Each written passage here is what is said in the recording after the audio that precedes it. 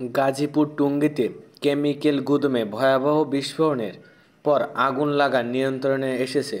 ইতিমধ্যে সেখানে ফায়ার সার্ভিসের কর্মীদের সঙ্গে উদ্ধার অভিযানে যৌথ বাহিনীও যোগ দিয়েছেন।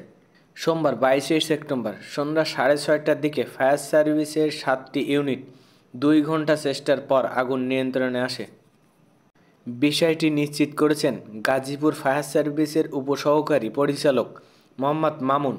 তিনি বলেন, সাহারা মার্কেট ওখানে আমাদের আরেকটা টিম আছে, তারা মাঠ পর্যায়ে আসলে তদন্ত করে দেখছে কি হয়েছে। বিকাল 4:30টার দিকে লাগা আগুন সন্ধে 6:30টার দিকে নিয়ন্ত্রণে এসেছে।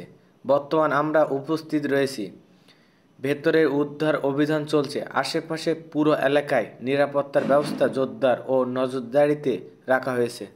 আগুনে ফায়ার সার্ভিসের 4 জন কর্মী ও ওই কারখানার একজন কর্মকর্তা দগ্ধ হয়েছে। দগ্ধদের উদ্ধার করে ঢাকা জাতীয় বার্ন ইনস্টিটিউটে নেওয়া হয়েছে।